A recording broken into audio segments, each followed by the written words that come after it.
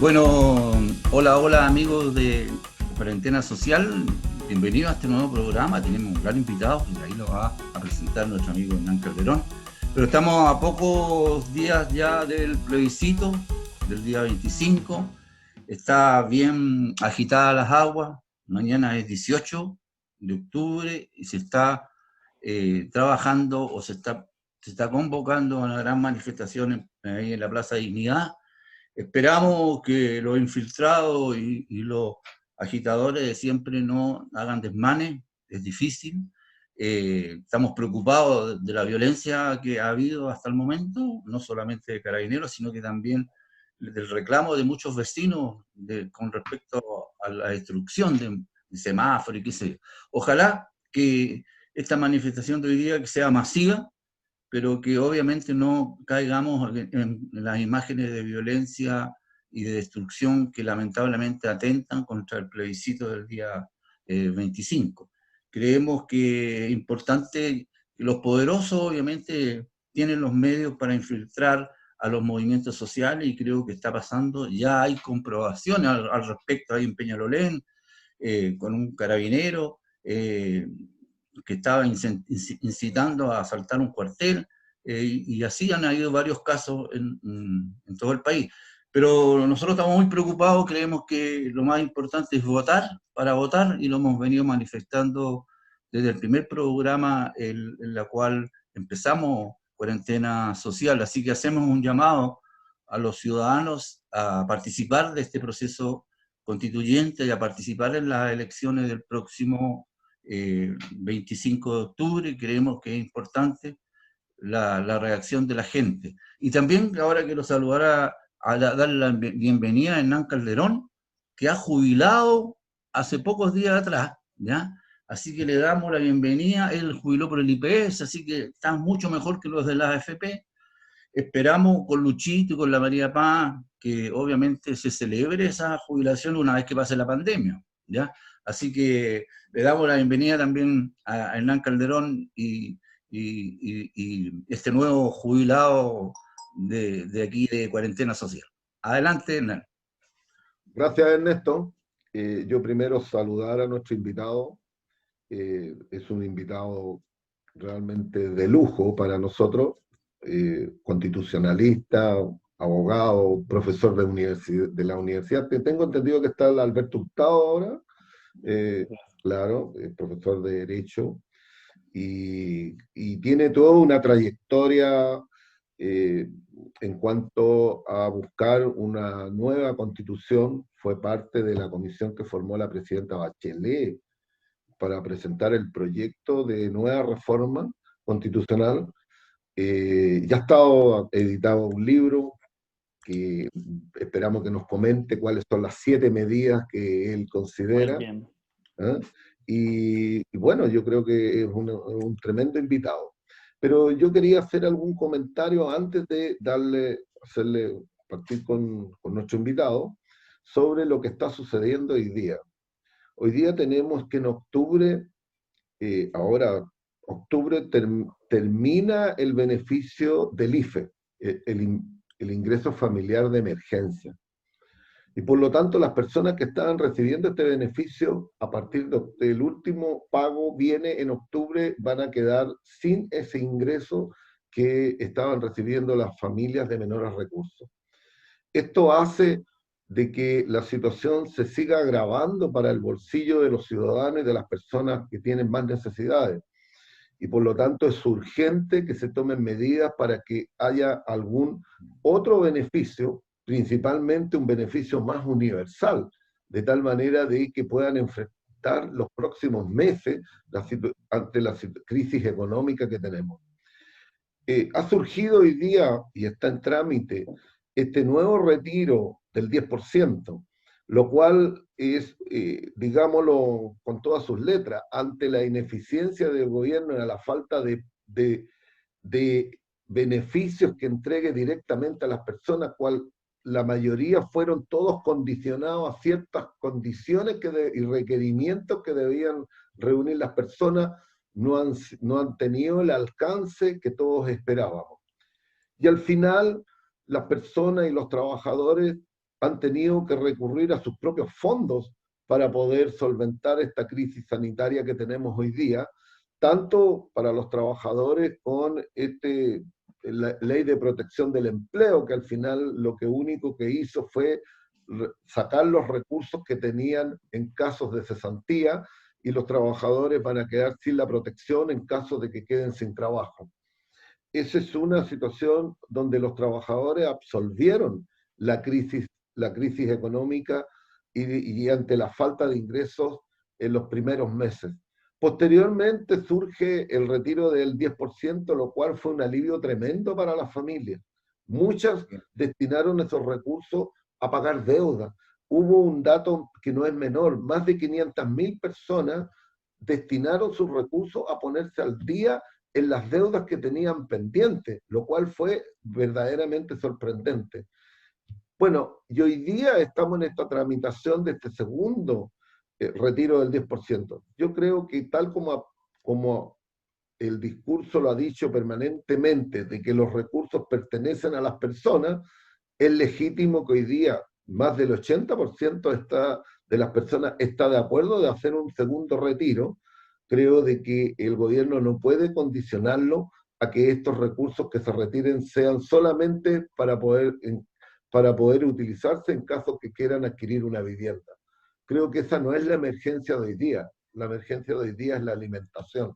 Y en consecuencia creo que nosotros como dirigentes sociales lo que requerimos es la estabilidad alimentaria y de pagar al menos sus servicios básicos de las personas, ya que tampoco han habido medidas concretas. Eso es por lo menos lo que nos espera dentro de la discusión de las próximas semanas. Y voy a agregar un poquito más para darle la palabra a nuestro invitado. Y viene también una discusión tributaria.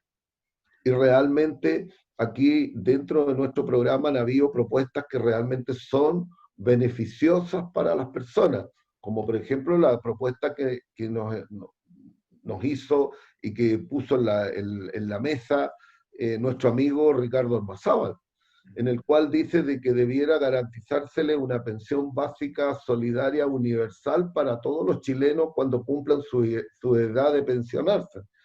Y claramente eso sería un beneficio importante que no tendría ninguna condicionante, solamente cumplir la edad, pero que ese beneficio para que pudiera implementarse necesita de un financiamiento de 5.000 millones al año, de dólares al año. Bueno, en la discusión tributaria está pendiente la discusión sobre las exenciones tributarias que tenemos hoy día en Chile, donde los estudios indican que hay alrededor de 9.300 millones de dólares que el Estado no recauda por efecto de estas exenciones tributarias, donde entre otras cosas está el impuesto al diésel, el impuesto específico al diésel, el privilegio que tiene la minería, que tiene el comercio y que tienen los transportistas, en que pagan un impuesto bastante reducido en comparación con el impuesto a las bencinas.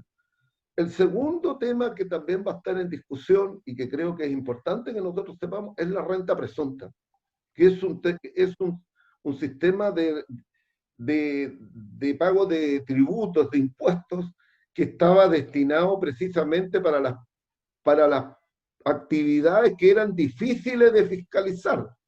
Pero aquí entró la minería, entró la agricultura y entró también los transportistas, que tienen doble beneficio tributario.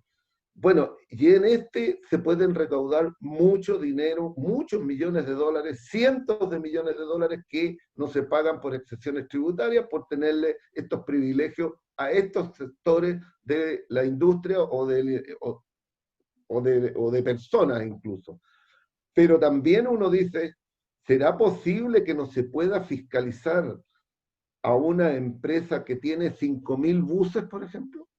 O un personaje ligado al fútbol que tiene la empresa de transporte más grande de Chile con miles de camiones. ¿Será posible no poder fiscalizarlo a estos personajes y que sigan declarando por renta presunta? Bueno, ahí está la discusión. Y en tercer punto, que va a haber una discusión bastante ardua, va a ser precisamente exención tributaria que tienen los que invierten en la bolsa. Precisamente las utilidades que genera, a veces especulación y a veces inversión, de todo un poco, que no pagan impuestos a las utilidades. En consecuencia, ahí hay tres temas que nosotros creemos que va a estar en la discusión en los próximos meses y las próximas semanas. No me voy a referir a la conformación de la comisión que formó el gobierno para poder estudiar esta reforma, donde hubo partes muy malas actitudes del ministro de Hacienda, donde vetó personas que tienen las capacidades, lo han demostrado a través del tiempo, son profesionales que han entregado un tremendo aporte a la sociedad chilena, pero los vetaron y después quiso retrotraer su situación, pero la verdad es que las personas no lo aceptaron. Por lo tanto, ese es un poco, y bueno, la mención, yo afortunadamente soy un pensionado del sistema antiguo, tuve 37 años cotizando en el sistema antiguo, nunca me retiré, y bueno, y al final yo también recibí los beneficios de haber estado en el sistema de reparto, porque claramente las pensiones son inmensamente mejores que las pensiones de las AFP. Eso para dejarlo Los ahí. adultos mayores. Paso entonces a agradecerle la espera ahí a nuestro invitado y poder empezar aquí a conversar con él y a dialogar. Adelante, No Tomás. más, lo presentamos, preséntese usted mismo y lo hacemos. Yo quisiera preguntarle, Sí. ¿qué es esto de las siete propuestas que usted Dale. hace en su libro? Hola Ernesto, hola Hernán, muchas gracias por la invitación. Encantado de estar con usted y con la gente que nos ve. Sí, nosotros con la politóloga Pamela Figueroa editamos un libro, somos coeditores, somos 8 autores que proponemos 7 macro propuestas para la nueva constitución. Y que tiene una particularidad porque se sostiene en el proceso participativo de 2016. En el fondo, los resultados del proceso participativo de los encuentros locales autoconvocados, de los cabildos llevados a cabo por la expresidenta Bachelet, arrojaron una serie de prioridades o visiones constitucionales de las personas. Y eso, a partir de esos resultados, nosotros empezamos a trabajar, obviamente cada autor tiene su perspectiva, y elaboramos este texto, que es de Editorial USACH, que tiene 7 propuestas, en las cuales tiene 1, el paso del Estado subsidiario a un Estado en perspectiva social; 2, el cambio al régimen político y terminar con el hiperpresidencialismo; 3, un sistema de derecho sostenido con base en los derechos sociales; 4, el reconocimiento de los pueblos indígenas en la Constitución; 5, la incorporación de mecanismos de democracia participativa; 6, la necesidad de una mayor regionalización, no solo política, sino también de gestión financiera; y 7, una nueva justicia constitucional, en la cual, si se mantiene el Tribunal Constitucional, se debería eliminar el control preventivo y un mecanismo más transparente y participativo en la designación de las ministras y ministros. Eso es como en resumen del libro, estimado. Ya, qué bien. Ahora yo le quería preguntar,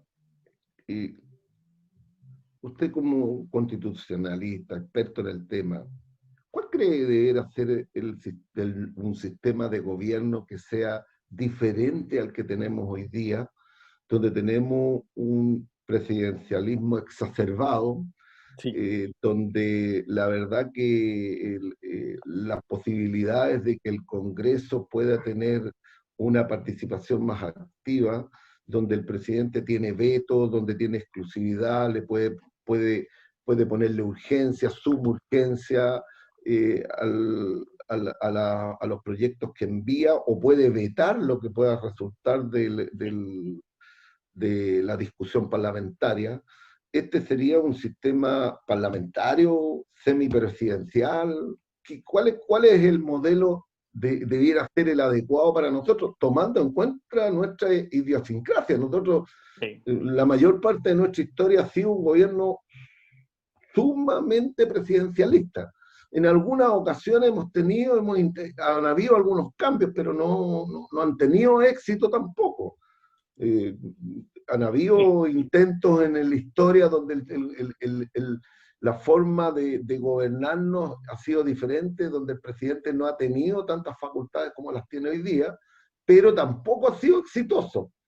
Yo he leído que en algunas veces se ha hecho esos intentos. ¿cuál cree usted que sería a lo mejor una forma de poder zanjar esta situación donde tenemos un gobierno que los gobiernos tienen, digamos, todas las riendas en la mano y eso hace de que muchas veces los gobiernos están en una franca minoría, como hoy día sucede, donde tiene un parlamento en contra y donde se produce un verdadero conflicto y un choque entre el parlamento, la mayoría parlamentaria, con el gobierno que está instalado en el momento. Vamos a la respuesta. Vamos, muy buena pregunta, Hernán. Y voy a pasar un segundo aviso porque con la misma politóloga Pamela Figueroa y el exministro Nicolás Aguirre publicamos un artículo por Flaxo, un libro pequeño que está comentado, que trata sobre la crisis del hiperpresidencialismo chileno. Y nosotros hacemos una propuesta ahí que avanzar hacia lo que llamamos un presidencialismo parlamentarizado. Y ahí voy de frente a lo que tú me preguntas. Una cosa es tener un régimen presidencialista y otra es tener un hiperpresidencialismo. Nuestro sistema es hiperpresidencialista. ¿Y por qué razón? Porque la Constitución del 80 lo que hizo fue radicar las principales atribuciones del mando del poder, por decirlo así, en el presidente de la República, dejando al Congreso sin atribuciones sustanciales. Entonces, cuando nosotros hablamos de la crisis de la política, la crisis de los partidos, la crisis del Congreso mismo, tiene que ver mucho con que el Congreso no tiene atribuciones reales para llevar a cabo la política. Todas están radicadas, o las principales, en el presidente, tales como tú lo decías muy bien. Uno, la iniciativa exclusiva de las principales materias: financiera, estructura del Estado, en seguridad social, en impuestos, todo parte y termina en el presidente. Dos, durante la tramitación legislativa, esta iniciativa exclusiva lo acompaña todo el rato, por lo tanto el Congreso no puede modificar sustancialmente ningún proyecto si es que el presidente no quiere. Y tres, incluso eso, si el proyecto final no le gusta al presidente, lo puede vetar.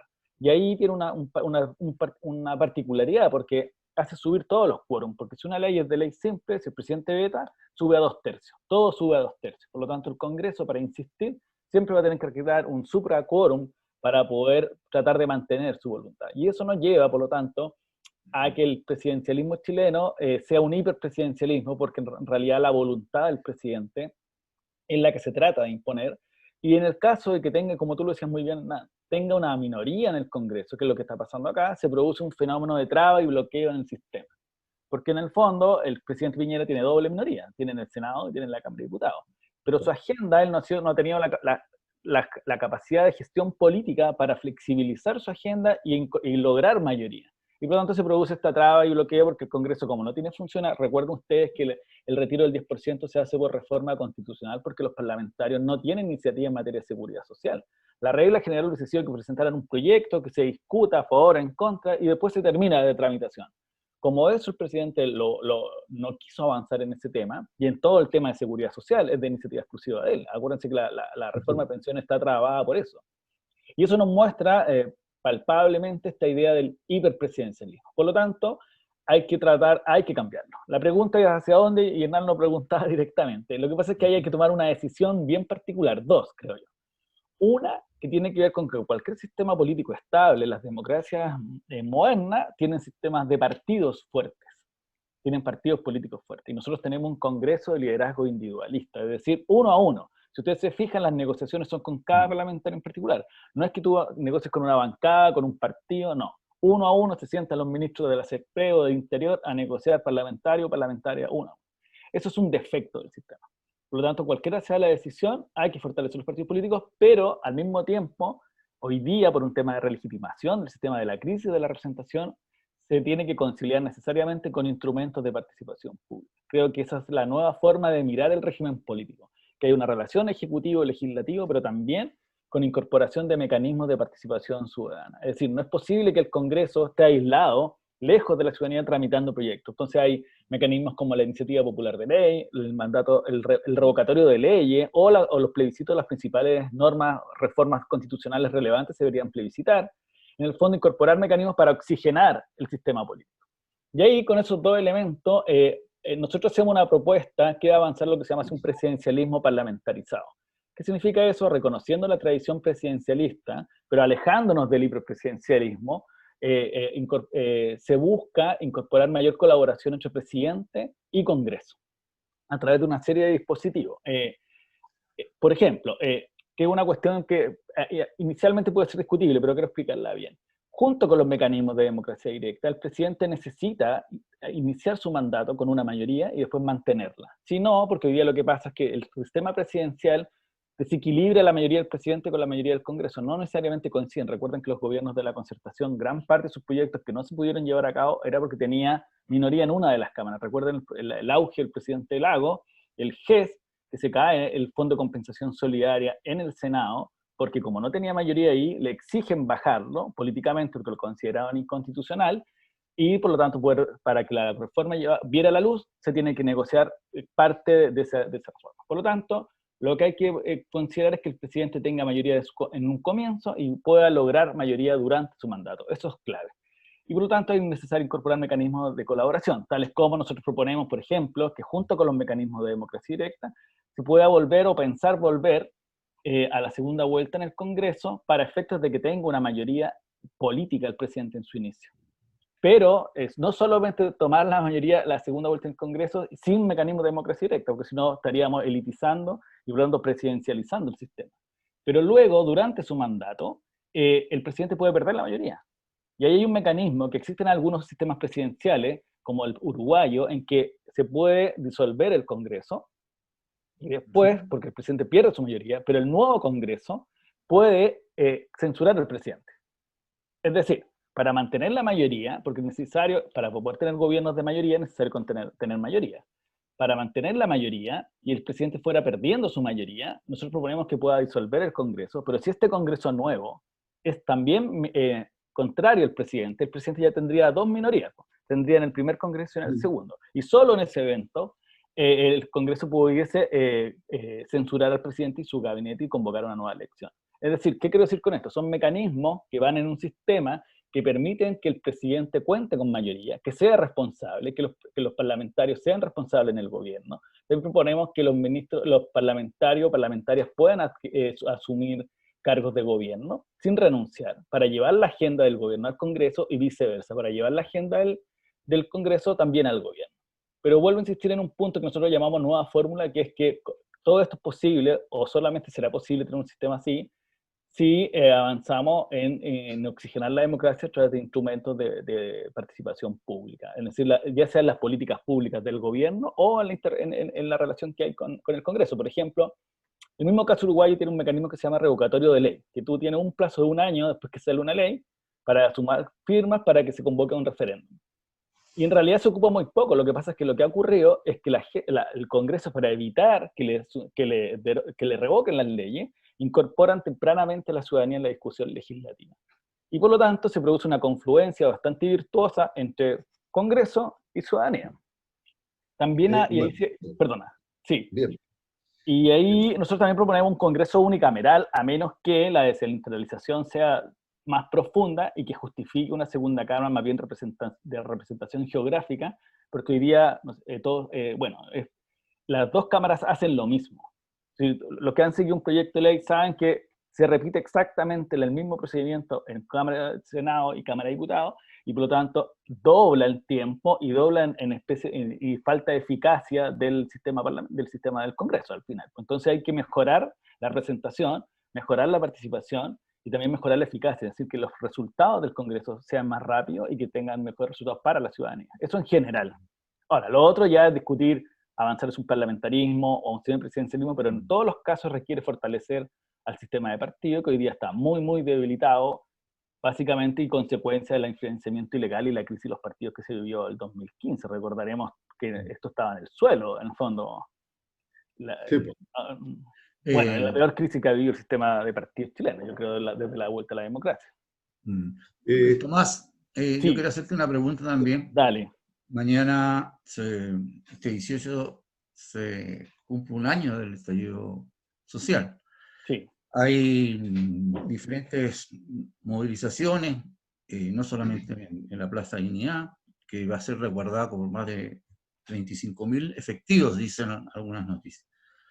Hay peligro inminente de que ocurran desvanes y que obviamente pueda incluso llegarse hasta un golpe de Estado, dicen algunos.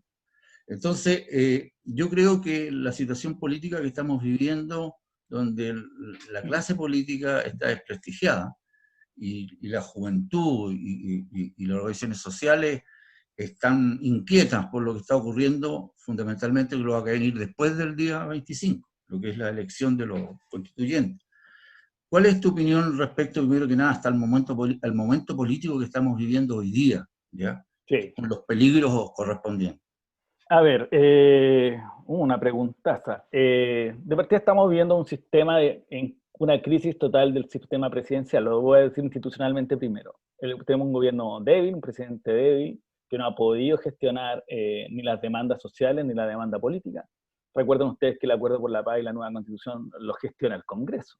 Y antes que eso son los alcaldes los que toman la iniciativa para hacer una nueva constitución. Iban ellos a convocar a un plebiscito con los que quisieran adherir, de los alcaldes que... Entonces quiero decir que las soluciones institucionales han pasado fuera de la moneda, por decirlo de alguna manera, por un lado. Dos, hemos tenido hechos graves de violación de derechos denunciados por órganos internacionales y nacionales. Y me parece que eso es un hecho muy grave de la situación política que estamos viviendo. Condeno, y con eso sigo a Ernesto, en la violencia que no tiene ninguna justificación de ningún lado. Creo que la nueva Constitución y la gran mayoría del apruebo es gente que quiere un camino de paz institucional, que en el fondo que renueve la política. Y ahí creo que lo que se viene, si gana el apruebo, es lograr, voy a decir algo que es difícil de lograr a lo mejor, pero renovar la política a partir de la Convención Constitucional. No solo en el diseño, sino también nuevos actores, y ahí voy a hacer un matiz.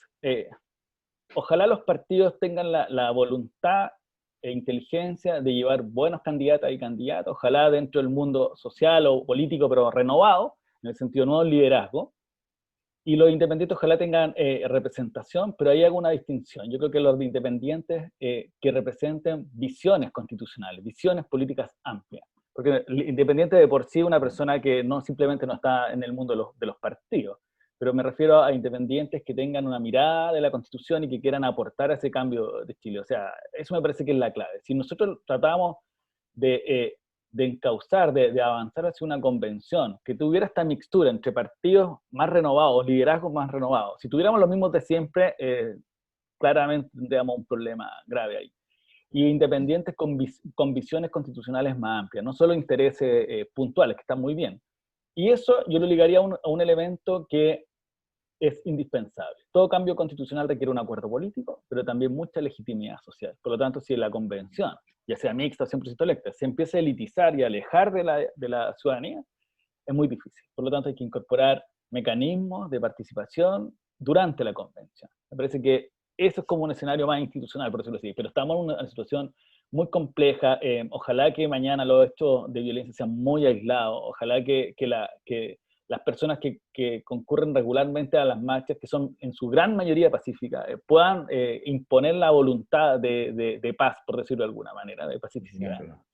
Y con eso enfrentar la última semana de la mejor manera posible, porque nosotros todos podemos intuir que esta última semana va a ser muy compleja para tratar de boicotear el apruebo, como ya sea lo han tratado de ligar a la violencia, ya se lo han tratado de bajar al principio porque no estaban las condiciones económicas, porque no estaban las condiciones de pandemia. Al final toda la semana se trató de habilitar al Congreso que fuera en algún momento se trató de recuperar el proyecto de la expresidenta que me tocó participar de nueva constitución, que ese era el proyecto y por lo tanto el Congreso tenía que resolverlo y no había que avanzar nada más. O sea, toda la semana aparece una tesis nueva. Nuestro rol como personas que estamos interesadas en los temas públicos es sostener el camino institucional y pacífico. Me parece que eso es lo que nos corresponde y lo que tenemos que tratar de hacer todos estos días. Seguramente van a aparecer muchas fake news, mucho WhatsApp que inventa cosas como que si fuera una noticia cierta. Nosotros tenemos que ser firmes en eso, en desmentir toda esa cuestión. Tomás, aquí hay dos situaciones que pueden suceder después del 25. Como que uno tiene la sensación de que el 25 va a ser probablemente una prueba arrollador. Una cosa es lo que pueda suceder el día después del 25, y otra cosa es lo que pueda suceder en abril cuando se elijan los integrantes de esta convención. Sí. que si fuera una convención constitucional. Pero ahí en la elección de abril hay una situación mucho más compleja, en la cual la percepción que tenemos mucho es que no está garantizado de que los que estén por un cambio profundo y una nueva constitución que cambie la constitución de la dictadura, se pueda llevar a cabo si no se obtienen las mayorías correspondientes. Porque claramente aquí hay un tema que es la batalla decisiva es en abril, Sí, porque totalmente. ahí están los que van a escribir la nueva constitución. Sí. Entonces, yo no sé cómo usted ve ese escenario que se nos puede presentar tanto el día después del 25, que podría ser un escenario bastante complejo, porque a lo mejor la ciudadanía va a tender a salir a la calle a manifestar su felicidad por haber ganado y por haber aprobado el cambio de constitución, y podría surgir algunas situaciones complejas. Sí. Pero la preocupación mayor yo creo que debe estar, y por eso es importante la unidad para poder llegarlo, porque si no, los que están en contra de los cambios van a tener un rol clave en poder trabar y que no se produzcan esos cambios. Entonces, yo no sé ahí cómo lo ve usted. Lo veo de la siguiente manera, muy en la línea que tú lo estás mirando con algunas cuestiones particulares. A ver, yo sí creo que es muy difícil mantener la Constitución tal cual está. Eso parto de la premisa de que cualquier cambio constitucional va a ser hacia una Constitución distinta. Y lo voy a tratar de ejemplificar. Si esta Constitución a nivel mundial está en un extremo, sobre todo en un extremo por esta idea de Estado mínimo, neoliberal, yo creo que eso ya no se sostiene. Los temas que van a discutirse son los temas que hemos ido planteando, que el libro trata de plantear. Seguramente va a haber una discusión sobre pueblo indígena, va a haber una discusión sobre descentralización. Y sigo tu argumento, la clave está en la intensidad del cambio. ¿Y ahí por qué? Porque no solamente estábamos trabados por la elección del 11 de abril, sino porque los quórum para aprobar una nueva constitución son de 2/3. Por lo tanto, requiere la más amplia mayoría posible. Si no hay unidad, en cualquier evento de no unidad, la derecha va a sacar alrededor del 40-45%, porque representa un sector social amplio también. Si nosotros, el mundo al que pertenecemos es una parte de la sociedad. Lo que pasa es que nosotros tendemos más a una fragmentación que a una unidad, y eso ha venido pasando los últimos 10 años, creo yo. En ese sentido, primero que todo, la unidad es lo que permite estar más cerca de esos 2/3. Como es muy difícil lograr los 2/3 en un solo sector político, porque más o menos la política se ha venido dando en 50 y 50, la pregunta es, entre menos te falte para lograr los 2/3, mayor posibilidad hay que el cambio sea más sustancial. Y por lo tanto, una vez que imaginemos que se produce una diferencia de 60-40 en la convención, ahí hay que buscar los acuerdos con aquella parte de la derecha más social que también tiene una perspectiva distinta, que no es esa derecha más conservadora en lo valórico y más neoliberal en lo económico. Yo creo que por ahí va a ir el pacto constitucional, en aquellos que salgamos un poco del modelo actual, no sé con tanta intensidad, porque por eso digo, es muy difícil que el mundo del centro de izquierda logre los 2/3, pero la clave está en aquellos que quieren una mirada más social de la sociedad, que quieren incorporar estos temas, y podemos tener un nuevo pacto constitucional, porque las constituciones al final del día son pactos constitucionales, son acuerdos políticos, jurídicos de largo aliento. Me acuerdo que una vez yo leí una entrevista de Gregorio Pérez Barba, que era el presidente de las Cortes Españolas para la Constitución del 78. Y la izquierda española obtuvo el quórum suficiente para llevar a cabo su constitución. Y pasó en el modelo español que la derecha española dejó de participar en el proceso constituyente. Se va a reunirse Pérez Barba con el ministro de turno, que era Adolfo Suárez. Le dice, ministro, o sea, presidente, tenemos un problema. Y él le dice, no, el problema lo tengo yo, no lo tiene usted, si usted tiene todas las mayorías en el Congreso Constituyente. Y le dice, no, porque la Constitución o es de todas las españolas y españolas o no es de un sector.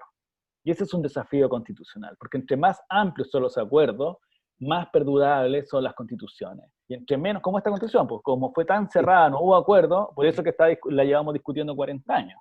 Es decir, imagínense que nos llevamos 40 años discutiendo la Constitución, simplemente porque no fue un acuerdo, bueno, era una dictadura, no podía haberlo, pero también en el proceso transicional se optó por no tener una convención constitucional, una asamblea, como sí ocurrió en otras transiciones. Entonces, cerrando, yo creo que el desafío es alto. El desafío es la máxima unidad para el 11 de abril, para tener la máxima cantidad de escaños en la convención. Pero el desafío siguiente es visualizar dónde están esos 2/3. ¿Dónde están? ¿Dónde están ese modelo de pacto constitucional que nos permite una cosa? Que en el futuro, si gobierna la centroizquierda, puede llevar a cabo políticas de centroizquierda sin traba constitucional. Y ahí hay un sinnúmero de situaciones. Yo recordaba cómo el Fondo de Compensación se murió en materia de GES por una traba constitucional. La reforma de pensiones ha sido impugnada porque la solidaridad es inconstitucional. En materia de pueblos indígenas se ha rechazado 7 veces la reforma constitucional de pueblos indígenas. En materia de igualdad entre hombres y mujeres quedó suspendida la tramitación en el Congreso. En el Defensor del Pueblo también quedó suspendido la tramitación en el Congreso. El derecho, el uso de las aguas como bien nacional de uso público también se rechazó. El voto obligatorio también se rechazó. Yo me quedaría conforme si tuviera que elegir el mínimo, no el máximo, el mínimo en que al menos los distintos proyectos políticos se puedan ejecutar. Que la Constitución los habilite y que no haya traba constitucional. Eso es un salto cuántico respecto a lo que tenemos hoy día. Recuerden ustedes la reforma educacional que solo se aprobó porque Carlos Carmona era el presidente y estaban empatados 5-5 y el presidente votaba 2 veces. Es decir, si hubiese habido otro presidente más conservador, no se avanzaba. Por lo tanto, nunca había un acuerdo respecto de que era posible un modelo distinto de educación, sino que simplemente por una cuestión de secretaría, que era que el presidente votó 2 veces, porque así es el derecho, se pudo avanzar. Quiero decir que no hay acuerdos sustanciales sobre las cuestiones más mínimas. Entonces, si avanzamos al menos en eso, sería un salto cuántico respecto al texto constitucional actual. Oye, Tomás, Y teniendo en cuenta de que lo que obligó a la clase política fue las inmensas movilizaciones que se realizaron en todo el país, y eso es obvio, ¿cierto? Sí. Para lo que viene, dado que la división que hay entre los movimientos sociales, los partidos, y ponerse de acuerdo es fundamental, un acuerdo político-social en el sentido de que hay que enfrentar unido lo que viene, ¿ya? Porque si no, estamos con el riesgo que pase lo mismo, y todo va a ser, y la derecha nos va a chantajear si tiene el cuarto que falta. Entonces, en ese sentido, yo creo que es fundamental la influencia de los movimientos ciudadanos. Hoy día no tenemos líderes que estén conduciendo la revuelta, como se dice, ¿ya? Sí. Entonces, es un momento, es bien complicado porque hay una desidia, hay un hastío de los mismos políticos de siempre, ¿ya? Que ojalá no los vuelvan a empolvar de nuevo y maquillar a todos estos dinosaurios y los saquen para la elección de los constituyentes. Pero creo que es importante la mirada desde el punto de vista de que la unidad en la acción es fundamental para vencer, para pasar a la segunda etapa. Y en ese sentido es complicado. Lo que va a ocurrir el 18 de este sábado, este domingo, va a marcar un poco. Entonces, hay riesgos tremendos para poder lograr esta situación. Sí, mira, y vuelvo, a ver, yo creo que hay varias cosas que tú dices en esto que son muy ciertas. A ver, se produjo yo creo que después del 18 de octubre, o durante, por decirlo así, a partir del 18, un volcamiento de las personas hacia lo político, hacia lo público. Eso que no se venía dando hace rato. En el fondo había mucha voluntad, estaba lleno de cabildo autoconvocado, gente conversando, la política, la sociedad. Y eso mostró como que se produjo un resurgimiento de lo político, por decirlo de alguna manera. Pero me parece que se produjo un fenómeno, ustedes vienen más del mundo de la sociedad civil, como que no, se produjo el paso siguiente, que era institucionalizar esa fuerza.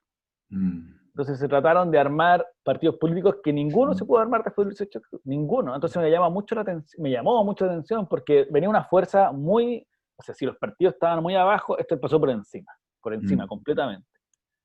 Pero no se produjo el fenómeno como de la institucionalización, sino puede ser el efecto pandemia como que dispersó. Sí, dispersó. es cierto. Y llegamos al 18 mañana y el 25 en una semana más, con un fenómeno como que recién se empieza como a rearmar el tejido social en torno a esto. Entonces, yo creo que tenemos muy poco tiempo para tomar esas decisiones que tú dices, que es buscar unidad, buscar también entender que la sociedad cambió y por lo tanto los actores tienen que actuar con mayor generosidad respecto a lo que viene. Y eso es difícil porque la política tiene otra lógica, la política tiene una lógica de estar arriba y no bajar, por decirlo de alguna manera. Esta es una lógica de entre el que gobierna y el que, entonces los que quieren gobernar siempre no renuncian nunca a ello. Por lo tanto, también es un trabajo de la ciudadanía, de la sociedad civil, de las organizaciones, de estar dispuesto a ir a la elección de convencionales. Ojalá, le digo yo creo que, salvo si no es una lista de independientes, que están bajando los requisitos y que eso va a ocurrir, que es una buena opción, ir de independiente dentro de una lista de partidos. Creo que hay que hacer ese salto, hay que ir a los que son líderes conocidos, en el fondo, que tengan chance, porque es la única manera de avanzar en el cambio, pero el requisito previo es lo que ustedes han dicho los dos, unidad, ojalá en una lista o más, con suerte de dos, porque si no, la derecha va a ir en una sola lista. Exacto. Entonces, se va o sea, eso está claro. Eso en general, yo creo que es un llamado urgente a, a ver, las reglas son las reglas. Uno no puede reclamar porque le fue mal sabiendo las reglas de antemano. Y nosotros sabemos cómo se va a elegir el 11 de abril y las consecuencias de esa elección. Por lo tanto, el llamado a tomar una ética de la responsabilidad, por decirlo de esa manera, y mirar hacia el futuro, y que la única manera de tener cambio es asumiendo un rol protagónico y un rol con generosidad. Si tengo que bajar mi candidatura, por decirlo de alguna manera, alguien tiene que, bueno, en pro de una lista común será el costo, en el fondo. El que sea más competitivo tendrá el mejor derecho, la mujer o el hombre, además que si sale la 100% electa, es paritaria, por lo tanto hay que buscar mujeres con mucho liderazgo, porque lo más seguro es que hay muchas mujeres potentes, pero ojalá que tenga la capacidad incluso de llevar un compañero, sacar un compañero arrastrado, o sea, ojalá, me refiero que ese es el gran desafío que tenemos. Pero es difícil porque las señales que se han venido mostrando en la centroizquierda, hasta la izquierda, el Frente Amplio este mismo está fraccionado, la ex nueva mayoría volvió a unirse un poco, cuando acuérdense que la DC estuvo 2 años y medio fuera como un satélite, ahora vuelve recién, Buscando entonces, su destino. claro, buscando su destino y llegó al mismo punto. Pero bueno, son vueltas que a veces hay que dar. Pero quiero decir que el desafío no es un desafío retórico, es un desafío político, un desafío programático, pero también un desafío práctico. En fondo cumple todos los requisitos de la unidad, por decirlo así. No es solamente decir unidad por unidad, sino que si no va a haber entre menos unidades, más posibilidades que haya menos cambio. O sea, la posibilidad del cambio baja necesariamente. Tomás, Sí. hay dos discusiones que son relevantes y que probablemente cuando sea la discusión para hacer esta nueva constitución va a ser, en primer lugar, el rol del Tribunal Constitucional. ¿Cuál es el modelo de Tribunal Constitucional? Porque debemos considerar que el Tribunal, si bien es el Tribunal Constitucional, no solamente hubo en dictadura, anteriormente también había, siempre hubo. Hace muchos años que estaba instaurada la institución, probablemente es el tema cómo se eligen los ministros del tribunal, probablemente eso, esta especie de cuoteo que existe. Y lo segundo, que también surge, que podríamos tener una constitución maravillosa, con un sinnúmero de derechos que ha demandado la ciudadanía, que sean derechos garantizados, tuviéramos todo lo que nosotros y muchos aspiran, que esté el derecho a la salud, el derecho a la educación, los derechos de los consumidores garantizados en la Constitución, y otros más, y muchos más, el derecho al agua, todo esto, que es la aspiración que yo creo que la gran mayoría quiere que esto esté incorporado, que significa un cambio del modelo de sociedad en el fondo, ¿no? Pero tenemos una situación que se ha planteado por muchos y que claramente tiene, en cierto modo, tienen razón. Una cosa es que esté escrito en la Constitución, pero otra cosa es cambiar las leyes, porque al final Claro. son las leyes las que están regulando ese tipo de actividades. Entonces, ¿cómo conjugamos Sí. esto? La pregunta es, en ese caso, si está escrito y la tenemos como un derecho constitucional, ¿estamos obligados a cambiar la ley? ¿O no estamos obligados porque podríamos tener la Constitución por un lado garantizándome algo y por otro lado la ley no me lo está garantizando? Porque claramente las actividades económicas se rigen por leyes especiales. Y ese es el tema. Buenísimo. Sí, ahí hay varias cosas, pero todo habla como de un diseño institucional, porque cualquier tecla que tú aprietes de manera tal te puede llevar a una consecuencia. Por ejemplo, tú partías por el Tribunal Constitucional. El Tribunal Constitucional estuvo y está diseñado para trabar la política. Cumple dos roles. Un rol como tribunal, cuando uno va al tribunal con una inaplicabilidad, o bueno, los que somos abogados hemos tramitado ciertas cuestiones, pero cuando la ley está vigente. Pero también tiene un rol de intervenir la política en la formación de la ley. Y por lo tanto le dice al Congreso que un proyecto que ellos están pensando es inconstitucional. Y ese rol, a mi juicio, es el principal elemento que ha dañado al Tribunal Constitucional. Tú lo decías muy bien, este tribunal existe, pero ha existido antes y en otros países también existe, y no se produce esta polémica. Entonces se produce la polémica, yo creo, por dos cuestiones. Una, porque interviene la política. Si nosotros lo comparamos con la Corte Suprema, que no interviene directamente en la política, sino que juzga situaciones, nosotros no decimos, oh, la Corte Suprema debería desaparecer por esto, no. Entonces el elemento clave es que el Tribunal Constitucional está interviniendo en la política. Hay que sacar ese elemento. Y dos, que se ha pasado consecuencia lo primero, porque los incentivos son para que el presidente o el Congreso nombre personas cercanas a ellos para que le aprueben los proyectos en el TC, es el sistema de nombramiento. Por lo tanto, si eliminamos el control preventivo, por lo tanto no interviene la política, y incorporamos mecanismos más transparentes y de mejor idoneidad de los ministras y ministros, deberíamos tener un TC renovado, ajeno a lo que nosotros hoy día estamos discutiendo sobre el Tribunal Constitucional. Pero eso no es suficiente. Tú lo sabes muy bien, la Constitución puede tener el derecho a la protección, no sé, o el derecho a la salud, el de la vivienda adecuada, que es un típico derecho que debería estar en la próxima Constitución, el derecho a los consumidores. Pero esto requiere dos elementos. Uno, cómo se va a estructurar la relación que hablábamos al comienzo, entre Ejecutivo y Legislativo, entre Gobierno y Congreso, y los quórums. Si vamos a tener un gobierno de mayoría o no vamos a tener gobierno de mayoría. Porque si coincide la mayoría del presidente con la del Congreso, podemos ejecutar una agenda de gobierno. Y por lo tanto, no sé, hay una ley que protege a los consumidores, vamos a tener una nueva ley del consumidor. Para que eso sea posible, se requiere que haya mayoría en el Congreso y se puedan ejecutar las mayorías. Por lo tanto, la traba del Tribunal Constitucional debería desaparecer para que esa mayoría se pueda ejecutar. Pero también tiene que ver con los quórums de las leyes. Entonces, a mi juicio debería haber dos tipos. El quórum universal debería ser el quórum simple. Y eventualmente, que tiene, a mi juicio, por la estructura del Estado, una ley de mayoría absoluta. Pero de manera tal que coincida la mayoría política, la mayoría social, con la posibilidad real de hacer leyes. Si no, vamos a estar en una eterna traba de nuevo de que esa voluntad del constituyente, que puede ser muy bonito, no se va a poder realizar. Por un lado, pero hay una tercera pata que creo que es relevante siempre mostrar, porque uno siendo responsable tiene que decirlo. Esto tiene que ver también con la posibilidad de garantizar derechos, pero que sean posibles de cumplir por el Estado.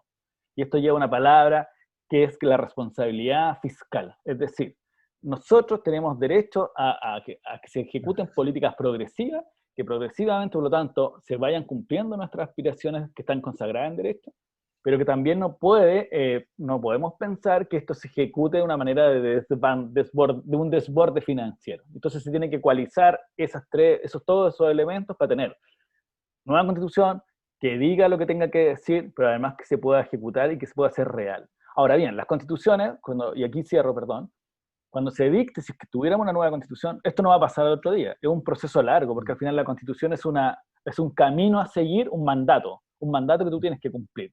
Pero es un mandato que no se cumple en 2 semanas, en un mes, va a ser años. Por eso que las constituciones están llamadas a durar 40 años, porque en el fondo en ese periodo, de a poco, a medida que se van dictando las nuevas leyes que son conformes a esta nueva constitución, que permiten cumplir esto, y también creo yo, con responsabilidad respecto de no desbordar al Estado, vamos a poder tener una sociedad de ir corrigiendo las desigualdades de la sociedad. Esa es la aspiración, creo que nosotros tenemos, ir corrigiendo las desigualdades de la sociedad. Hoy día la Constitución no permitió eso, por lo tanto la aspiración es ir corrigiendo progresivamente esa corrección de las desigualdades sociales. Eso... María Paz. Gracias. María Paz tiene... Apareció María Paz. Quedan ¿Cómo 5 está? minutos y Hola. estaba revisando sus redes Ándale. sociales, muy activo, con 5.000 seguidores, con programas, hemos visto que la... Tal vez Es que la primera pregunta, sí, si las dale. redes sociales en esta pandemia y en este proceso han sido una alianza favorable para difusión y también para tener estos programas en vivo que antes no teníamos. Sí, Esa es sí, yo creo la que... primera pregunta. Sí. Y la segunda es un Twitter que usted puso esta semana, que ¿Yo? es una cuña de Pedro Almodóvar, que dice, los políticos deberían ponerse de acuerdo, no se trata de sus problemas. Quería Sí. extrapolarlo un poco a la me imagino que lo Sí. hizo porque también hay un paralelismo con nuestros políticos acá en Chile. Esas dos preguntas le quería hacer, el rol de las redes sociales en esta pandemia y en este proceso, y además, ¿por qué puso ese Twitter, haciendo el paralelismo entre Chile y España? Muy bien, y muchas gracias. Buena pregunta. Buenísimas, buenas preguntas, y voy a tener más cuidado con lo que tuiteo. No, está bien. A ver, yo creo que ha pasado un fenómeno que ha sido un periodo muy difícil, en que hemos perdido el contacto humano, el hábitat nuestro natural es estar en presencia de otro, pero se ha permitido una cuestión, que tener todos estos conversatorios de mucha más fácil llegada, por decirlo de alguna manera. No solamente por los que se puedan juntar a ver un Zoom, sino después de las veces que se repiten. Yo iba a una charla, habían 20, 30 personas, pero quedaban esas 20, 30 personas. Y el factor expansivo de las redes en estos últimos meses, sobre todo en la campaña, ha sido multiplicador. Es decir, uno ve un video, tiene 10 vistas y a la semana siguiente tiene 550 vistas. Es decir, logra un efecto de irradiación muy profundo, y eso yo creo que es muy positivo. Lo que tiene, sobre todo Twitter, tiene algo que es muy complicado, que polariza la discusión cualquier discusión, y las discusiones que sean fructíferas no son polarizadas, por definición, porque básicamente las discusiones que nos llevan a un puerto son aquellas que nos permiten buscar ponernos de acuerdo, y ahí salto al Twitter de Almodóvar, porque ¿qué tiene que ver con él? Nosotros estamos en un fenómeno que la élite política está muy polarizada. Yo creo que hay una distancia entre lo que pasa en las personas buscan soluciones para sus problemas, los problemas sociales, o sea, quieren que nos den soluciones, que los políticos tengan eso en la cabeza, pero se produce estamos hace bastante años en un proceso muy de polarización de la discusión de la élite. Entonces necesitamos, como dice Almodóvar, que se pongan de acuerdo, es decir, ¿saben qué? Tenemos un problema social, tenemos un problema de pensiones, tenemos un problema de salud, ¿cuál va a ser esa fórmula que permita salir de la posición de uno original y buscar lo que se llama el bien común, el bienestar de todo? Y eso es una dificultad hoy día. Y el desafío constituyente de largo plazo, y lo digo a lo constitucional, es que esos políticos y políticas que van a estar en la convención, porque ya sean independientes de partida, van a ejercer una función política, tienen que ponerse en la mirada de las personas sobre las cuales van a diseñar el futuro próximo del mediano y largo plazo. Entonces, ahí está la clave. ¿No? El discutir por discutir está bien, porque eso si lleva a una consecuencia que vamos a en algún momento ponernos de acuerdo, perfecto, pero si solo vamos a darnos vuelta en eso, no vamos a llegar a ninguna parte. Bien, gracias. Hernán. Amigos, ya estamos en horario. Ya, estamos quedando en los últimos minutos. Nos quedan 2 minutos. Sí, los podemos pasar un minuto, así que... Lo otro que yo quisiera hacerle una pregunta bien concreta. ¿Usted cree que en la Constitución debiera estar considerado la revocación del mandato del presidente de la República, como sucede en otros países y hoy día no lo tenemos? Apruebo. ¿Del presidente? Lo que pasa, del presidente de la República. Creo que los mecanismos, estos que hablábamos en un comienzo, de que el Congreso pueda censurar el gabinete, son propios del parlamentarismo, son propios del semipresidencialismo, y habría que mirar un formato en el sistema presidencial corregido de que frente a una crisis total del gobierno, a incorporar un mecanismo de salida. Son mecanismos de solución frente a crisis políticas graves. Entonces, hoy día solo existe la acusación constitucional, pero es por infracción de la Constitución, en el fondo, y no es por una solución política a una crisis. Entonces hay que pensarlo. Ahora bien, hay que pensarlo si se va a avanzar hacia un sistema que el Congreso tenga el poder o esta especie de mixtura que le hablaba de la propuesta que habíamos hecho con Pamela y Nicolás, sobre que el presidente, como es un sistema presidencial, y si el presidente pierde la mayoría o pueda activar esta disolución, pero si el Congreso piensa que ya el presidente no debe estar, pueda censurar al presidente y por lo tanto convocar una nueva elección. Eso sí o sí, o sea, hay que buscar un camino de salida. No estoy de acuerdo hasta ahora con lo que se llama la revocación del mandato por firmas popular. Creo que hay que buscar otras salidas de intermedio de incentivos, de evitar eso y después ver como última solución la censura del gabinete del presidente o la disolución del Congreso, que son mecanismos que existen en los sistemas parlamentarios más estables del mundo. Es, en fondo, no estoy diciendo nada, ninguna excentricidad, todo lo contrario. Yo quiero aprovechar la presencia de nuestro amigo Tomás y de usted, porque estamos convocando para el día miércoles a las 12 horas, ahí donde funciona la esquina ciudadana de Ahumada con Huérfano. Nosotros tenemos un kiosco que tiene como 23 años ahí, que no está funcionando por producto de la pandemia. Pero el miércoles a las 12 vamos a hacer un acto por la unidad, por la paz y por una nueva constitución con poleras blancas o camisas blancas. Así que están todos invitados a las 12 horas. Esperamos que Hernán le den permiso y también a la María Paz. Pero tiene tiempo si está jubilado. Y con buena pensión. Así que hablando en serio, las invitaciones para todos, creo que es importante mostrar la unidad, la paz y unir en lo que es la nueva constitución ante estos momentos tan difíciles que estamos viviendo. Y yo creo, Hernán, que los dirigentes sociales tenemos una tremenda responsabilidad ahora, fundamentalmente para lo que viene, ¿ya? Fundamentalmente para presionar, para ponerse de acuerdo y ponernos de acuerdo nosotros y mostrar unidad en la acción, que es lo que vamos a hacer el día miércoles. Así que estamos terminando. Hernán, tú despide el programa. Bueno, gracias Ernesto, yo también comparto eso. Yo creo que los dirigentes sociales han sido más responsables que los dirigentes políticos, ¿no? Los dirigentes sociales, por último, llegamos a acuerdos, nos juntamos, hacemos estas mesas donde nos juntamos todos a conversar. Y creo que los dirigentes sociales han sido bastante responsables. El problema que lo tenemos es que la conducción, no hay liderazgo visible y hace que sea complejo para conducir este movimiento social que ha surgido. Y claro, y justamente hay muchos infiltrados también y eso hace que se vaya distorsionando un poco el movimiento.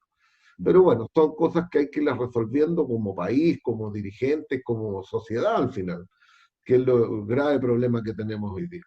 Pero yo quería agradecerle a Tomás que haya aceptado conversar con nosotros, ha sido un tremendo aporte, con mucha claridad, y por eso nosotros era nuestro interés conversar con él, porque ya su trayectoria en el ámbito de los estudios de nueva constitución y todos los aportes que ha hecho son relevantes, y por eso le agradecemos la presencia de él hoy día con nosotros, porque va a ser un aporte para las personas que lo vean, para ver la claridad con que nos va. Así que gracias Tomás, gracias María Paz, gracias Ernesto, y le damos la última palabra para despedirnos a Tomás. Gracias Luchito también por la producción. Y a nuestro amigo incógnito. Sí, no, muchas gracias a usted, Luis, partiendo por en la sombra, a María Paz, a Ernesto y a ti, Hernán, por la invitación y estar acá compartiendo, un honor, así que encantado cualquier conversación después del 25, si queremos meternos más en contenido, a lo mejor porque ahí ya viene la línea recta de poder conversar qué es la nueva Constitución. Gracias, Tomás. Adiós. Muchas gracias. Nos vamos. Oye. Chao. Chao.